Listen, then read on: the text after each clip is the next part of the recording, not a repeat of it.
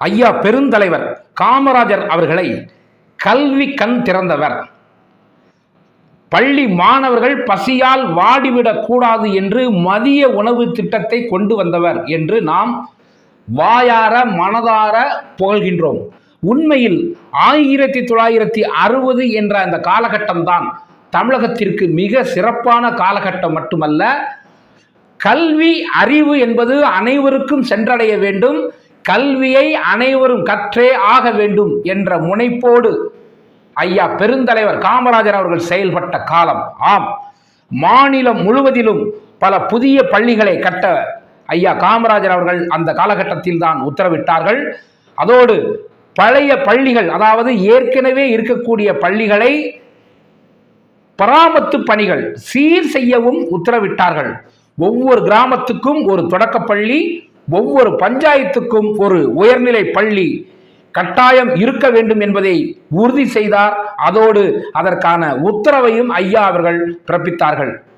அனைவரும் படிக்க வேண்டும் என்பதற்காக 11ஆம் வகுப்பு வரை இலவச கட்டாய கல்வியை ஐயா பெருந்தலைவர் காமராஜர் அவர்கள்தான் அறிமுகப்படுத்தினார்கள். அதோடு பள்ளிக்கு படிக்க வரக்கூடிய மாணவர்கள் பசியால் இருந்தால் அவர்களால் சரிவர படிக்க முடியாமல் போய்விடும் என்ற ஒரு உயர்ந்த சிந்தனையோடு, உயர்ந்த நோக்கத்தோடு மதிய உணவு திட்டத்தையும் ஐயா காமராஜர் அவர்கள் கொண்டு வந்தார்கள். இதைவிட மிக சிறப்பான ஒரு திட்டம் என்றால் அது ஜாதி, ஏழை, பணக்காரன், மதம் என்ற வேறுபாடுகளை களைந்து எறிய வேண்டும்.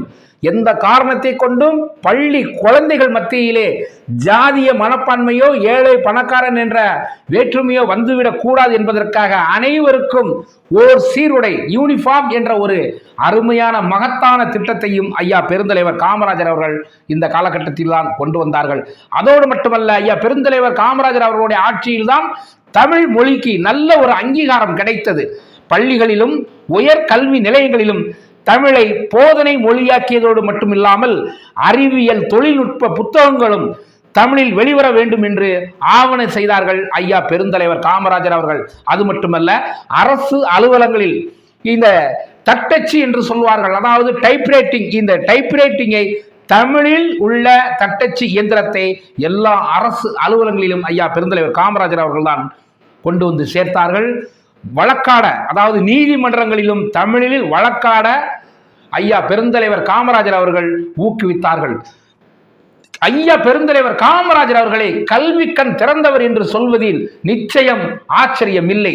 இன்னும் பல சொல்லிக்கொண்டே போகலாம் பெருந்தலைவரின் புகழை.